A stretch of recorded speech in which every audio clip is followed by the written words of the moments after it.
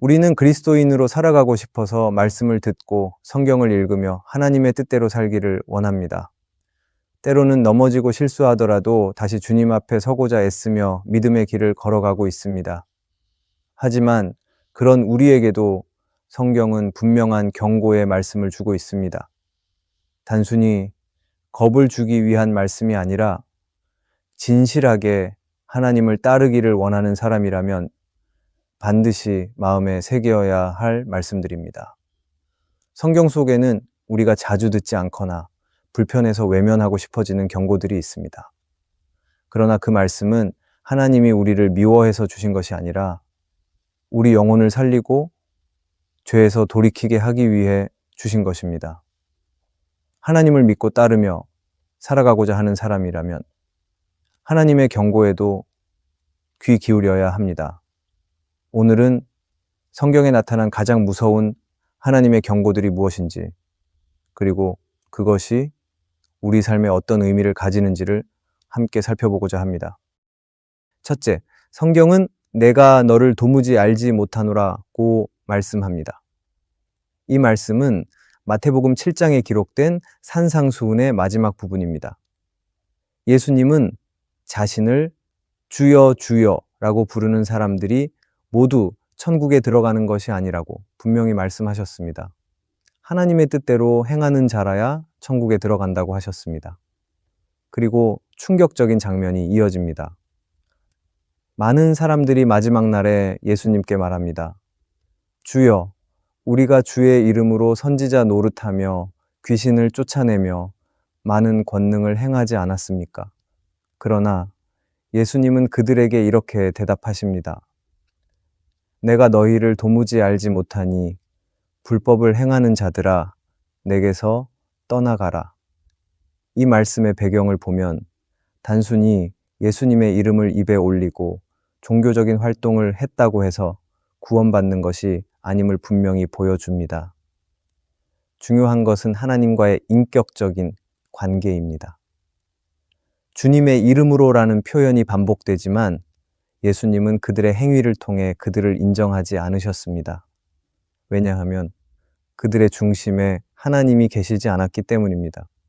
예수님은 겉으로 드러난 열심보다 마음으로 하나님을 아는지를 보십니다. 실제로 오늘 하루를 돌아보면 우리는 종종 사람들 앞에서는 신앙인처럼 행동하지만 혼자 있을 때는 말씀과 멀어져 있고 하나님의 뜻보다 내 계획을 앞설 때가 있습니다. 기도는 했지만 하나님의 뜻을 묻지 않았고 예배는 드렸지만 마음은 다른 곳을 향하고 있었던 날도 있습니다. 섬김은 했지만 인정받기 위한 것이었고 교회 안에서 열심을 냈지만 정작 하나님과는 점점 멀어졌던 순간들도 있습니다. 그럴 때 우리는 착각에 빠집니다. 이렇게까지 했는데 하나님은 아시겠지. 그래도 예배는 드렸고 주님의 이름으로 열심히 살았다고 스스로 위로합니다. 그러나 이 말씀은 우리 마음을 멈추게 합니다. 도무지 알지 못하노라는 예수님의 선언은 단순한 정보의 부재가 아니라 관계의 부재입니다. 하나님과 연결되어 있지 않은 사람, 중심에 하나님이 없는 신앙, 자기 의와 자기 만족을 위한 믿음에 대한 단호한 경고입니다. 무서운 것은 이들이 전혀 신앙생활을 하지 않은 사람들이 아니라는 점입니다. 예수님의 이름으로 능력 있는 일들을 했고 자신들의 믿음을 굳게 확신하고 있었던 사람들입니다. 그런데 하나님은 그들을 모른다고 하셨습니다. 그것은 결국 하나님을 안다고 말했지만 하나님의 뜻대로 살지 않은 사람, 신앙의 외형은 있었지만 진짜 복종과 믿음이 없었던 사람이었던 것입니다. 우리에게도 이 경고는 유효합니다. 하나님은 지금도 우리에게 묻고 계십니다. 너는 나를 알고 있느냐? 나는 너를 알고 있느냐? 예배의 횟수보다 마음의 방향을 보시고 사역의 양보다 관계의 깊이를 보십니다. 지금 내가 하나님과 친밀한 관계 안에 있는지, 하나님의 말씀 앞에서 내 삶을 겸손히 세우고 있는지 돌아보아야 합니다. 이 말씀은 무섭지만 동시에 은혜이기도 합니다. 지금 이 말씀을 듣고 있다면 아직 늦지 않았다는 뜻입니다. 다시 중심을 돌이키고 하나님을 향해 진심으로 나아갈 수 있는 기회가 우리에게 남아 있다는 뜻입니다. 하나님은 오늘도 우리의 중심을 받기 원하십니다. 겉모습보다 마음을, 행위보다 관계를, 열심보다 순종을 원하십니다. 내가 너를 도무지 알지 못한다는 이 말씀 앞에서 나의 신앙이 하나님과 살아있는 관계 안에 있는지를 깊이 돌아보는 은혜가 있기를 바랍니다. 둘째, 성경은 회개하지 아니하면 다 이와 같이 망한다고 말씀합니다. 이 말씀은 누가복음 13장 1절부터 5절까지의 장면에서 나옵니다. 당시 예루살렘에는 큰 충격을 준 두 사건이 있었습니다. 하나는 빌라도가 갈릴리 사람들을 죽이고 그 피를 제물에 섞었다는 사건이고, 다른 하나는 실로암 망대가 무너져 18명이 죽은 사고였습니다. 많은 사람들이 이 사건들을 보며 저 사람들은 분명히 뭔가 잘못했기 때문에 그런 일을 당한 것이다 라고 생각했습니다. 죄가 크니까 하나님이 벌하신 것이라고 여겼던 것입니다. 하지만 예수님의 대답은 전혀 달랐습니다. 예수님은 그들이 죄를 지었기 때문에 죽었다고 말씀하지 않으셨습니다. 오히려 이렇게 말씀하셨습니다. 너희도 회개하지 아니하면 다 이와 같이 망하리라. 즉, 그 사건은 특정한 죄에 대한 심판이 아니라 모든 사람에게 주는 하나님의 경고였던 것입니다. 남의 불행을 보고 스스로를 의롭다고 착각할 것이 아니라 그것을 보며 내 삶을 돌아보고 회개하라는 것입니다. 예수님은 이 말씀을 통해 우리 안에 있는 위험한 착각을 깨뜨리십니다. 우리는 남의 죄에는 민감하면서도 자기 죄에는 무뎌질 때가 많습니다. 누군가의 실패나 불행을 보면서 나는 저렇게까지는 안 살았지 하며 안심할 때도 있습니다. 하지만 예수님은 말씀하십니다. 너희도 회개하지 않으면 똑같이 망할 것이다. 여기서 망한다는 표현은 단순한 육신의 죽음을 말하는 것이 아닙니다. 회개 없는 삶의 끝은 하나님과의 영원한 단절이며 심판의 결과로서의 멸망입니다. 하나님은 죄인을 미워하지 않지만 죄를 회개하지 않는 마음은 하나님을 거역하는 것과 같습니다. 그리고 회개를 거부한 채 살아가는 인생에는 결국 무너짐이 따릅니다. 우리도 오늘 하루를 돌아보면 회개해야 할 수많은 부분들이 있습니다. 말로 지은 죄, 마음속으로 품은 교만, 행동으로 드러난 욕심, 하나님보다 나 자신을 우선시한 결정들. 그러나 때로는 이 정도는 괜찮겠지. 다들 이렇게 사니까 하며 스스로를 위로할 때가 많습니다. 그것이 가장 위험한 태도입니다. 죄보다 더 무서운 것은 죄를 죄로 여기지 않는 마음입니다. 회개는 단순히 잘못했다고 말하는 것이 아닙니다. 죄를 슬퍼하고 마음을 돌이키고 다시 하나님을 바라보는 것입니다. 하나님은 회개하는 자를 외면하지 않으십니다. 오히려 가장 먼저 그를 맞이하시고 정결하게 하시며 새롭게 하십니다. 다윗이 그랬고, 베드로가 그랬고, 돌아온 탕자가 그랬습니다. 반대로 회개를 미루거나 거절한 사람은 반드시 그 책임을 지게 됩니다. 사울 왕은 자신이 죄를 지었음에도 끝까지 사람 눈치를 보며 회개를 피했고 결국 하나님께 버림받았습니다. 이 말씀은 지금 우리에게도 유효합니다. 누군가의 실패를 판단하기 전에 내 안에 하나님을 떠난 죄가 없는지 먼저 살펴야 합니다. 지금도 하나님은 은혜로 우리를 기다리고 계십니다. 돌아오기를 바라십니다. 그러나 그 기다림은 영원하지 않습니다. 오늘 회개하지 않으면 내일은 기회가 아닐 수 있습니다. 회개하지 아니하면 다 이와 같이 망한다는 말씀은 단순한 위협이 아니라 하나님이 사랑으로 주신 기회입니다. 죄의 길에서 멈추고 하나님의 길로 돌이키는 자는 살아납니다. 지금 이 시간 내 마음 깊은 곳을 돌아보고 회개의 자리에 다시 서기 원합니다. 하나님은 그 회개를 가장 기뻐하시고 그 인생을 다시 일으켜 주십니다. 우리가 회개를 잊지 않기를 바랍니다. 셋째, 성경은 네가 뜨겁지도 않고 차지도 아니해서 토하여 버린다고 하십니다.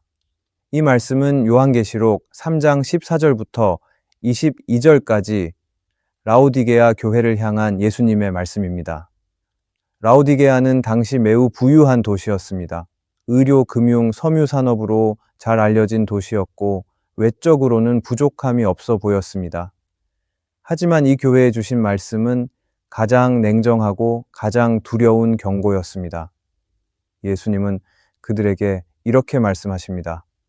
네가 차지도 않고 뜨겁지도 아니하니 내 입에서 너를 토하여 버리리라. 여기서 차다와 뜨겁다는 온도를 말하는 것이지만 단순한 기분의 문제가 아닙니다. 차다는 신선하고 시원한 물처럼 갈증을 해소하는 유익함을 의미하고 뜨겁다는 병을 고치는 온천수처럼 치유의 능력을 의미합니다. 그런데 라오디게아는 지리적으로 뜨거운 온천이 있는 히에라폴리스와 차고 맑은 물이 나는 골로사의 사이에 있었고 라오디게아는 자체 수원이 부족해 먼 곳에서 물을 끌어왔습니다. 그 결과 이 도시에 도착한 물은 미지근했고 맛도 없고 유익하지도 않았습니다. 예수님은 이 지역적 배경을 그대로 빗대어 라오디게아 교회의 신앙 상태를 지적하신 것입니다. 예수님은 라오디게아 교회를 미지근하다고 평가하셨습니다. 뜨겁지도 차지도 않다는 것입니다. 다시 말해 아무 유익도 없고 감동도 없고 결단도 없는 신앙. 예배는 드리지만 삶은 세상과 다르지 않고 입술로는 하나님을 말하지만 실제로는 하나님과 아무 관계 없이 살아가는 신앙이었습니다. 문제는 그들이 이 상태를 전혀 문제라고 여기지 않았다라는 것입니다. 스스로 부유하다고 생각했고 부족함이 없다고 착각하고 있었습니다. 하지만 예수님은 그들을 향해 너는 가련하고 불쌍하고 가난하고 눈멀고 벌거벗은 자라고 진단하십니다. 이것이 미지근한 신앙의 무서움입니다. 가장 위험한 상태지만 정작 본인은 아무 문제가 없다라고 생각하고 있기 때문입니다. 오늘날 우리 신앙에도 이 말씀은 그대로 적용됩니다. 믿음이 없는 것도 아니고 열심히 믿는 것도 아닌 상태. 교회는 다니고 예배는 참석하지만 그 마음과 중심은 하나님을 향하지 않고 세상의 방식대로 살아가며 스스로는 아무 문제가 없다고 생각할 때 그것이 바로 라오디게아 신앙입니다. 실제로 오늘 하루를 돌아보면 우리는 얼마나 많은 순간을 신앙과 상관없이 살아가는지 모릅니다. 바쁘다는 이유로 기도를 놓치고 피곤하다는 이유로 말씀을 미루고 상황이 어렵다는 이유로 하나님보다 내 판단을 먼저 세울 때가 얼마나 많은지 돌아보아야 합니다. 예수님은 이런 신앙을 향해 토하여 버리겠다고까지 말씀하십니다. 너무 심한 표현 같지만 그것만큼 하나님이 미지근한 신앙을 싫어하신다는 뜻입니다. 하나님은 우리를 향한 분명한 기대를 가지고 계십니다. 뜨겁게 주님을 사랑하든지 차라리 차가운 상태로 솔직하든지 둘 중 하나이기를 원하십니다. 그러나 아무런 감동도 변화도 없는 중간지대에서 안주하는 신앙은 하나님을 가장 슬프게 합니다. 이 말씀이 주는 교훈은 단순히 더 열심을 내야 한다는 것이 아닙니다. 내 마음이 하나님과 멀어져 있는 상태를 스스로 인정하고 다시 하나님과의 관계를 회복하라는 것입니다. 하나님은 미지근한 상태에 있는 우리를 단호하게 경고하시지만 동시에 다시 뜨겁게 회복되기를 기다리십니다. 예수님은 라오디게아 교회를 향해 볼지어다. 내가 문 밖에 서서 두드리노니 누구든지 내 음성을 듣고 문을 열면 내가 그에게로 들어가겠다고 말씀하십니다. 주님은 문을 두드리고 계십니다. 우리가 문을 열고 그분을 초대할 때 하나님은 다시 우리의 중심에 오셔서 뜨거운 사랑과 생명을 회복시키실 것입니다. 네가 뜨겁지도 않고 차지도 아니해서 토하여 버린다는 이 말씀은 그냥 무서운 경고가 아니라 아직 늦지 않았다 하는 하나님의 초대입니다. 오늘도 하나님은 우리 마음을 살피시며 진심으로 하나님을 다시 붙드는 결단을 기다리고 계십니다. 우리가 뜨겁지도 않고 차갑지도 않은 신앙이 되지 않기를 바랍니다. 넷째, 성경은 한 번 죽는 것은 사람에게 정하신 것이요, 그 후에는 심판이 있다고 하십니다. 이 말씀은 히브리서 9장 27절에 기록된 말씀입니다. 누구에게나 한 번 죽는 것은 정해져 있고 그 이후에는 반드시 하나님 앞에 서야 한다는 것입니다. 이 말씀은 단순히 죽음에 대한 정보가 아니라 지금 살아가는 우리의 자세를 바르게 세워주는 경고입니다. 히브리서의 수신자들은 예수님을 믿기 시작했지만 핍박과 유혹 앞에서 흔들리고 있었습니다. 과거의 율법적 신앙으로 다시 돌아가려는 사람도 있었고, 예수님의 십자가를 믿음으로 받아들이는 대신 여전히 제사와 규칙을 통해 구원을 얻을 수 있다고 착각하는 사람도 있었습니다. 그런 이들에게 하나님은 이 말씀을 통해 분명하게 말씀하십니다.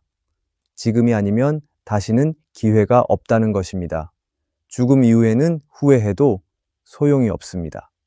그때는 반드시 하나님 앞에 서서 심판을 받게 되기 때문입니다.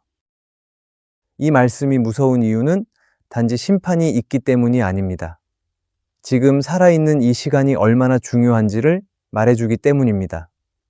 우리는 종종 언젠가 회개하면 되지, 지금은 조금만 더 이대로 살아보자 하며 마음을 미룹니다. 하지만 이 말씀은 그런 생각이 얼마나 위험한지를 알려줍니다. 아무도 내일을 장담할 수 없습니다. 심지어 오늘 하루가 끝나기 전에 우리는 하나님 앞에 설 수도 있습니다. 그래서 성경은 지금이 은혜 받을 때라고, 지금이 구원의 날이라고 말합니다. 또한 이 말씀은 우리에게 아주 중요한 질문을 던집니다. 나는 지금 무엇을 위해 살고 있는가? 죽음 이후에 하나님 앞에 설 준비가 되어 있는가? 라는 질문입니다. 이 질문은 신앙생활을 오래 했느냐, 직분이 무엇이냐, 얼마나 열심히 사역했느냐보다 훨씬 더 중요한 질문입니다. 왜냐하면 그날에는 우리의 마음과 중심이 드러나기 때문입니다. 그래서 존 스토트는 그리스도의 십자가라는 책에서 이렇게 말했습니다. 하나님의 심판을 가볍게 여기는 사람은 결코 십자가의 복음을 온전히 이해할 수 없습니다. 십자가는 하나님의 사랑의 표현이면서도 동시에 하나님의 공의가 선포된 자리입니다. 하나님은 죄를 그냥 지나치시는 분이 아닙니다. 반드시 죄를 심판하시는 분이십니다. 그런데 그 죄의 심판을 예수님께서 대신 받으셨다는 것이 복음입니다. 그러므로 이 말씀은 우리에게 새로운 기회를 주기 위한 하나님의 부르심입니다. 우리는 가끔 죽음이라는 말을 무겁게 여기지 않으려고 애씁니다. 바쁘게 살아가고 많은 일에 치이다 보면 영혼에 대한 감각이 흐려질 때가 있습니다. 하지만 하나님은 우리에게 계속 말씀하십니다. 심판이 있다. 준비하라. 돌아오라 하고 부르십니다. 이것은 위협이 아니라 사랑입니다. 기다리시는 사랑, 안타까운 마음으로 말씀하시는 사랑입니다. 그렇다면 우리는 이 말씀 앞에서 어떻게 살아야 할까요? 오늘 하루를 가볍게 보내지 말아야 합니다. 그냥 흘러가는 시간이 아니라 하나님 앞에 설 준비를 해가는 시간으로 삼아야 합니다. 잠자리에 들기 전 내 마음과 오늘 하루를 돌아보며 하나님 앞에 정직하게 서야 합니다. 내가 죄를 지었다면 회개하고 하나님을 등진 부분이 있다면 돌이켜야 합니다. 믿음으로 다시 방향을 세워야 합니다. 하나님은 그런 사람을 외면하지 않으십니다. 정결하게 하시고 다시 세우십니다. 우리는 말씀을 들을 때마다 마음이 뜨거워질 때도 있고 때로는 찔림을 받을 때도 있습니다. 하지만 그 감정이 잠깐 스쳐가는 것으로 끝나지 않기를 바랍니다. 오늘 우리가 살펴본 말씀은 단순한 교훈이 아니라 하나님께서 지금 우리에게 하시는 경고이며 동시에 돌아오라는 부르심입니다. 신앙은 종교적인 행위만으로는 유지되지 않습니다. 말씀에 대한 순종과 내 삶을 거룩하게 지켜가려는 진실한 마음이 함께 있어야 합니다. 겉으로는 그리스도인처럼 보이지만 실제로는 주님과 동행하지 않는 삶이라면 하나님께서 내가 너를 도무지 알지 못하노라 하실 수 있습니다. 그것은 단순한 책망이 아니라 영원한 단절을 의미합니다. 그래서 우리는 이 시간을 가볍게 지나가서는 안 됩니다. 오늘의 말씀이 우리 안에 울림이 되기를 원합니다. 하나님은 여전히 우리를 포기하지 않으시고 오늘도 다시 부르고 계십니다. 늦기 전에 깨어 있어야 합니다. 믿음으로 살아간다는 것은 단지 감정에 머무는 것이 아니라 삶의 방향을 바꾸는 일입니다. 더는 내 뜻과 감정에 따라 살지 않고 하나님이 기뻐하시는 길을 따라가는 것입니다. 하나님은 그런 사람을 외면하지 않으십니다. 오히려 더 깊은 은혜로 인도하시고 영원한 생명 안에 붙들어 주십니다. 오늘의 말씀이 은혜가 되셨다면 댓글에 아멘이라고 적어주시면 감사하겠습니다. 여러분들이 남겨주시는 댓글은 정말 큰 힘이 됩니다. 그리고 여러분들이 눌러주시는 좋아요와 구독도 큰 힘이 됩니다. 오늘도 함께 해주셔서 감사합니다. 기도하겠습니다.